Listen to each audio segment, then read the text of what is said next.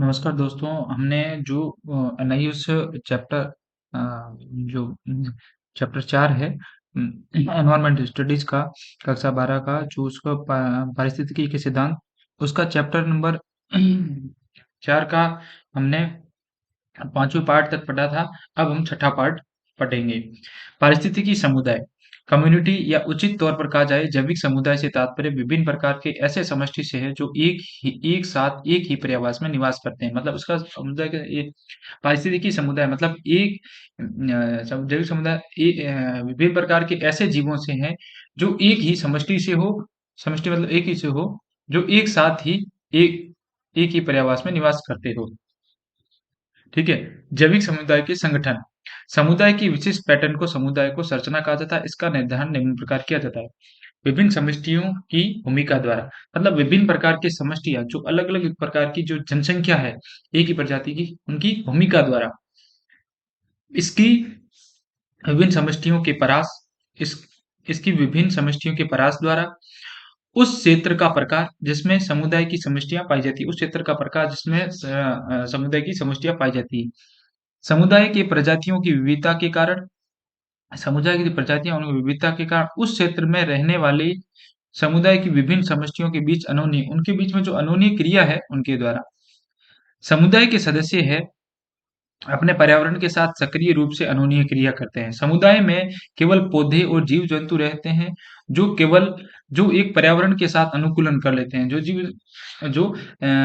समुदाय में केवल पौधे और जंतु जीवित रहते हैं जो एक पर्यावरण के साथ अनुकूलन कर लेते हैं।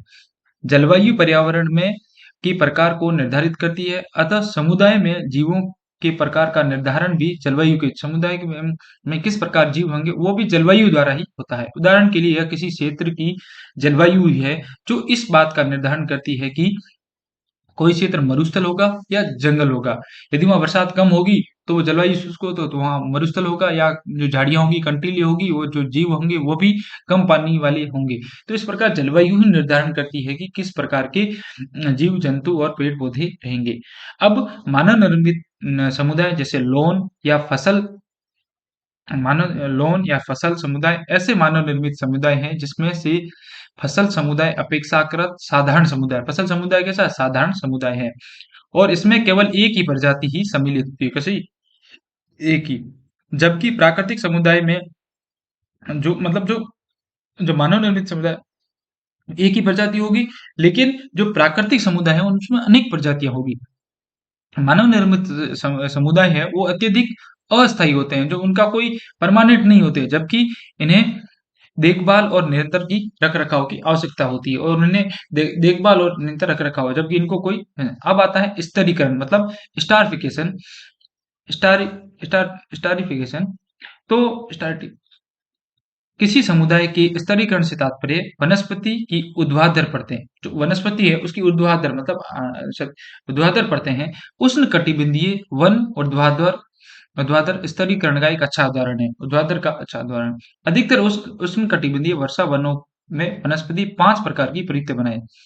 मृत पत्तियों, कार्बनिक पदार्थ जैसे से परिपूर्ण अन्य वस्तुओं से संबंधित मोस, लिवर कट, भूतलीय परत, ये अधोभागीय परत है। पहली परत। दूसरा, अब कितनी अच्छा 5 परतों का बताया था। ठीक है। अब शाक व घास की परतें। ठीक है।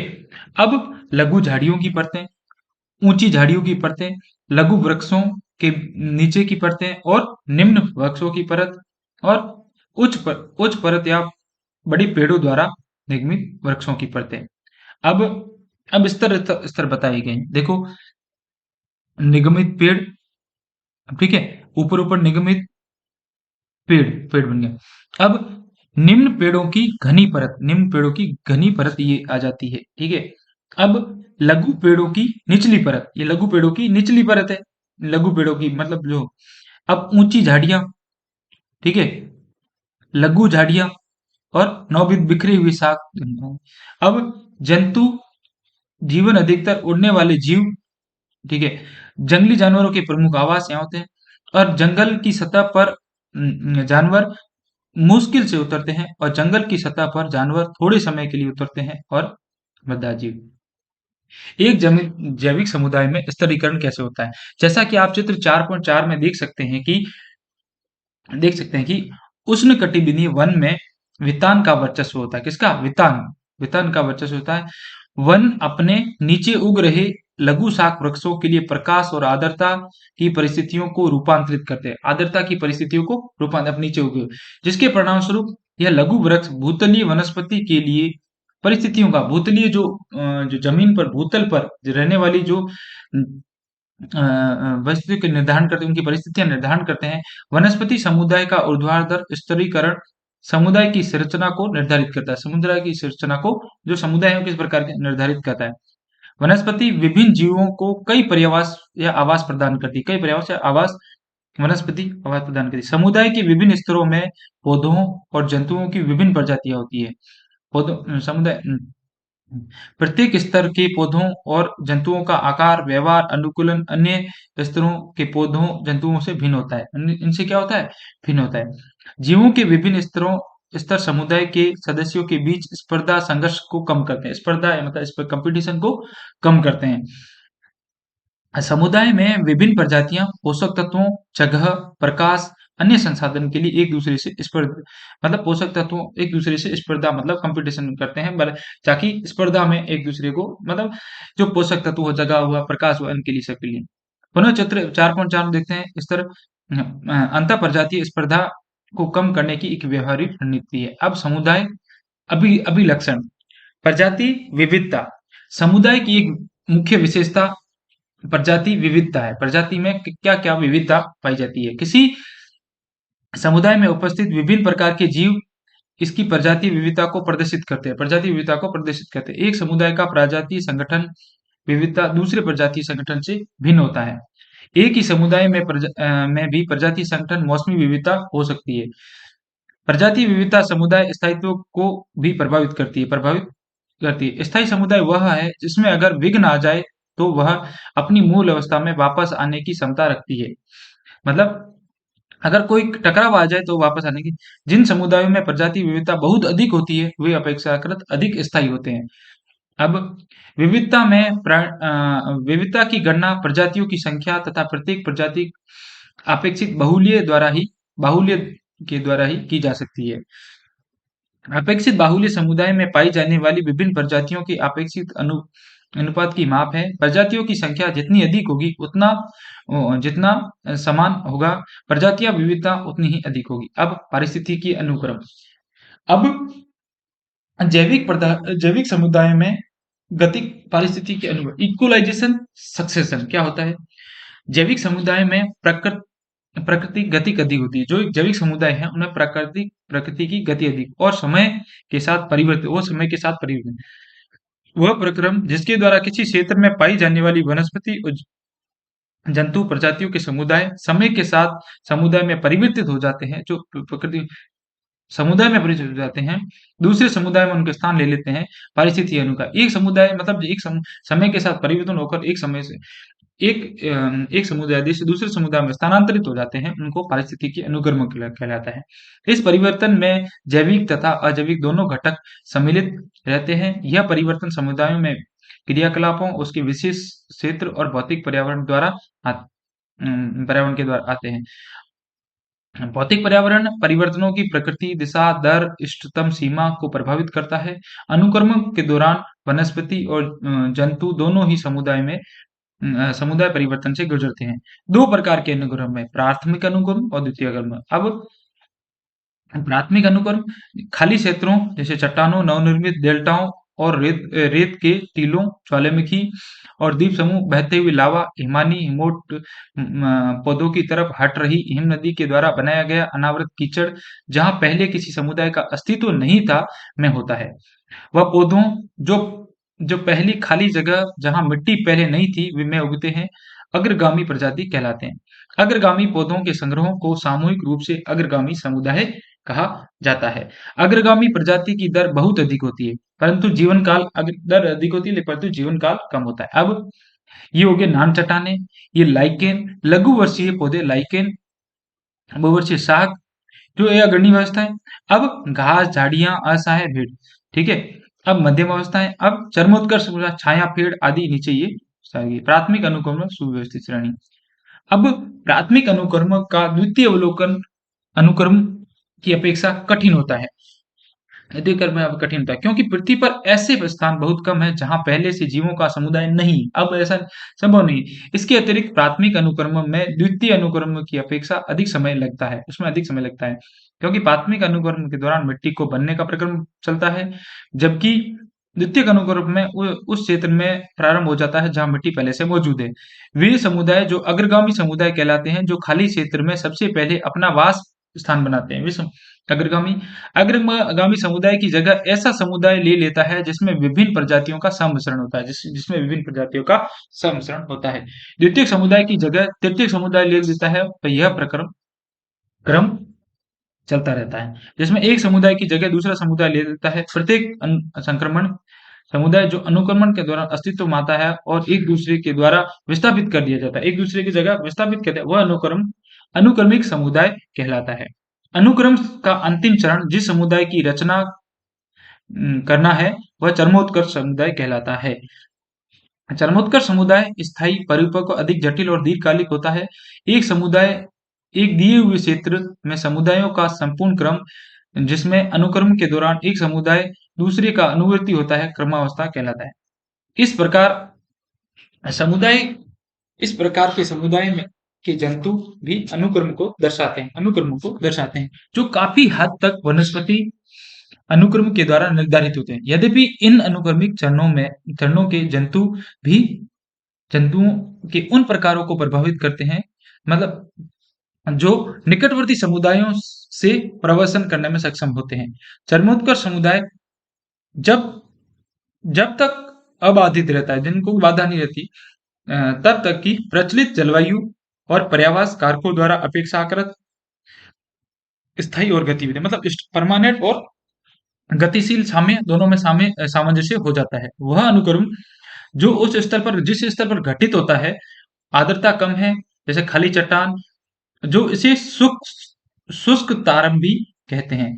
अनुक्रम जब भी जलीय निकाय जैसे तालाब या झील में घटित होता है, तो उसे जलारंभी हाइड्रिक कहते हैं। अब जुते हुए खेत, वार्षिक खरपतवार 1 से 2 वर्ष अग्रणी, घास व झाड़ियां, अन्य बहुवर्षीय 2 से 20, स्प्रूस स्प्रूस चेस्टनट, चीड़, अविकसित लॉक, आक, ये सब मध्यम, हिकोरी ये। अब चेस्टनट, ब्लैक वालनट और ट्यूलिप, पॉपुलर, ओक, सैंपल और हिकोरी। तो ये स्थल पर द्वितीय अनुक्रम में, ठीक है, जो इस प्रकार ये अनुक्रम चलते हैं। अब जो है द्वितीयक अनुक्रम उस समुदाय का विकास है जो उस वर्तमान प्राकृतिक वनस्पति के साथ अस्तित्व में आता है, जो प्राकृतिक वनस्पति के बाद में अस्तित्व में आता है, जो समुदाय की रचना के बाद समाप्त हो जाती है, जो समुदाय की रचना के बाधित हो जाती है, या प्राकृतिक घटनाओं जैसे तूफान अथवा जंगल की आग या मानव संबंधी घटनाओं जैसे फसल की कटाई से नष्ट हो जाती है। द्वितीयक अनुक्रम अपेक्षाकृत तेज होता है। द्वितीयक अनुक्रम अपेक्षाकृत तेज होता है क्योंकि मिट्टी में आवश्यक पोषक तत्वों के साथ साथ बीजों का भंडारण एवं अन्य जीव की प्रसूत अवस्थाएं होती, पहले से अवस्थाएं होती। अब अब जैविक अनोन्य क्रिया, किसी क्षेत्र या परितंत्र का जैविक समुदाय अनोन्य क्रिया जटिल, जो ये चीजें हैं जटिल है। अनोन्य क्रिया वह अनोन्य क्रिया जो एक प्रजाति के विभिन्न सदस्यों के बीच, एक प्रजाति के विभिन्न सदस्यों के बीच में एक जैसे प्रजाति की अंतरजातीय अनोन्य क्रिया कहलाती है। एक ही प्रजाति के विभिन्न सदस्यों, जो ये क्या है, अंतरजातियों के अंदर जब वह अनोन्य क्रिया विभिन्न प्रजातियों के सदस्यों के बीच होती है, तो अंतरजातीय, वह अनोन्य क्रिया जो अंतरजातीय सदस्यों के बीच होती है, विभिन्न प्रजातियों के बीच होती है, तो उसे अंतरजातीय कहते हैं। एक ही जाति मतलब एक अंतरजातीय अनोन्य क्रिया, और अलग प्रजातियों के बीच में होती है, तो उसे अंतरजातीय अनोन्य क्रिया कहलाती है। एक ही पोषक तत्वों के जीवों के बीच अनोन्य क्रिया को प्राय स्पर्धा देखने को मिलती है। व्यष्टि सदस्य भोजन स्थान पर प्रजनन के लिए स्पर्धा करते हैं। व्यष्टि सदस्य है जो भोजन के स्थान पर प्रजनन के लिए स्पर्धा करते हैं। उदाहरण के लिए अगर एक बिल्ली किसी चूहे को खा जाती है, यदि बिल्ली चूहे को खा जाती है, तो अन्य बिल्लियां इसी संसाधन के लिए स्पर्धा करती है। तो इसी संसाधन के लिए स्पर्धा मतलब उन्हें कंपटीशन स्पर्धा होती है। उन्हें शिकार के लिए एक चूहा कम उपलब्ध होगा। चूहे का एक और गिलहरी सांप के लिए भी रात्रि के समय खाने के लिए थोड़े से चूहे उपलब्ध रहेंगे। अगर गिद्ध इस कार्य में सफल हो जाता हो है, यद्यपि गिद्ध और उल्लू के बीच में स्पर्धा बहुत अधिक नहीं होगी, क्योंकि यह अलग अलग समय में शिकार करते हैं। वे वे भी भिन्न भिन्न प्रकार के ग्रहण करते हैं। अतः स्पर्धा अंतरजातीय अथवा अंतरजातीय और अंतरजातीय हो सकती है। अब अंतरजातीय संबंध में प्रत्यक्ष निकट हो जाते हैं, जैसा कि शेर और हिरन के बीच होता है, या अप्रत्यक्ष सुदूर हो जाते हैं, जैसा कि हाथी और भृंग के बीच होता है। इसका कारण है दो प्रजातियों के बीच अनोन्य क्रिया के प्रत्यक्ष संपर्क की आवश्यकता नहीं होती, दो प्रजाति नहीं होती। परितंत्र की संयोजन के कारण प्रजातियां मध्यवर्ती संस्थाओं जैसे सहभाजी संसाधन और उभयनिष्ठ शत्रुओं के द्वारा एक दूसरे को प्रभावित करती है। अंतरजातीय अनोन्य क्रिया के लिए विशिष्ट शब्दावली का प्रयोग किया जाता है, जो इस बात पर निर्भर करता है कि अनोन्य क्रिया के सदस्यों के लिए लाभदायक, हानिकारक या उदासीन दो प्रजातियों के बीच होने वाली अनोन्य क्रिया तालिका में देगी। अब नकारात्मक अनोन्य क्रिया सहभोजिता। एक प्रजाति एक प्रजाति संदर्भित रहती है जबकि दूसरी प्रजाति अप्रभावित रहती है। परभक्षण।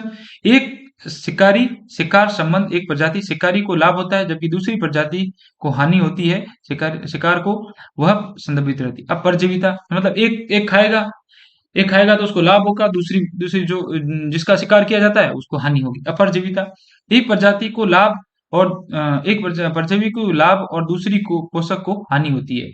प्रजाति जो पोषक प्रजाति को लाभ होगा, क्योंकि जो उसके जिसके ऊपर परजीवी बैठे होते हैं वो उनको तो लाभ होगा, जबकि दूसरे को उसकी स्पर्धा। दो प्रजातियां बुरी तरह से प्रभावित होती है। सकारात्मक संगठन सबभोजिता। एक प्रजाति को लाभ होता है जबकि दूसरी प्रजाति को न हानि होती है और न ही संदर्भित होती है। सबभोजिता मतलब दोनों को साथ साथ, न एक को लाभ होगा दूसरे को लाभ। सहपोकर सहपोकारिता सहोपकारिता क्या होता है? दोनों प्रजातियों के लिए अनोक्रिया लाभकारी होती है। अनोन्य क्रिया। उदासीन अनोन्य क्रिया प्रजातियों को कभी भी एक दूसरे को प्रभावित नहीं कर देती है, जो उदासीन में एक दूसरे को प्रभावित नहीं। अनोन्य क्रिया के प्रकार आप तालिका में दे सकते हैं। कुछ अंतरजातीयों सहकर्मों में कम से कम एक प्रजाति को दूसरी प्रजाति से नुकसान पहुंचता है, एक प्रजाति को। इस प्रकार के सहचार्य नकारात्मक कहलाते हैं। जिन मामलों में दोनों ही प्रजातियों को लाभ पहुंचता है उसे नकारात्मक सहचार्य कहा जाता है, और जब संबंध प्रजातियों को न लाभ पहुंचता और न हानि, तो उसे उदासीन अनोन्य क्रिया कहा जाता है। इसमें निम्नलिखित सम्मिलित किए जाते हैं। सहभोजिता। यह दो प्रजातियों के मध्य नकारात्मक सहचार्य है, जिसमें एक प्रजाति दूसरी प्रजाति को सीमित कर देती है या उसे हानि पहुंचती है, परंतु स्वयं अन्य अन्य प्रजातियों की उपस्थिति के कारण किसी भी प्रकार का प्रतिकूल प्रभाव सुरक्षित रहती है। यह जीव जो एंटीबायोटिक्स स्राव करते हैं और प्रजातियां एंटीबायोटिक्स के कारण संदमित हो जाती है।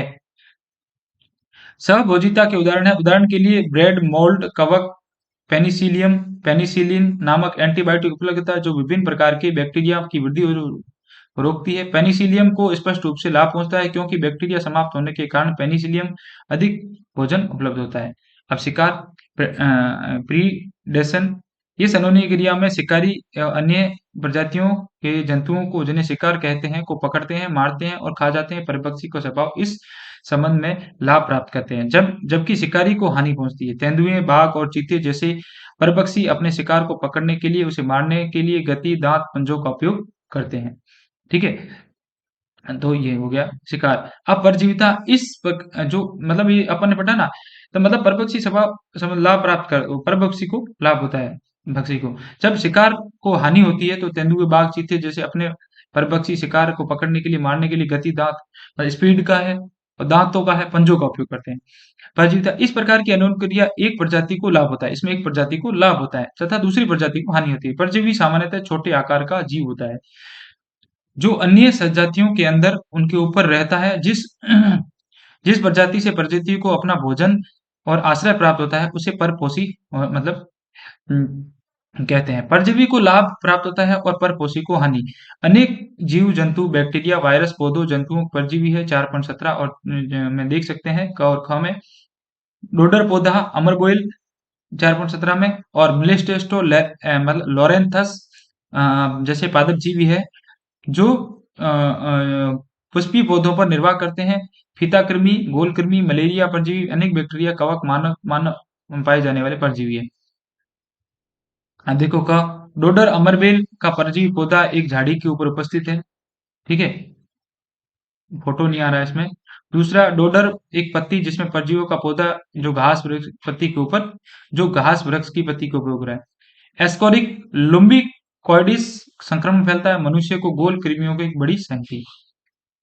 परजीवी परपोषी संबंध में पौधों के परजीवी डोडर पौधा एक परजीवी खरपतवार है जो सजीवों के पौधों से संलग्न होकर नमी और भोजन प्राप्त करता है। ख जंतु परजीवी एस्केरिक आंतरजीवी जो मनुष्यों के आंतों में पाए जाते हैं। अब स्पर्धा कैसे होती है?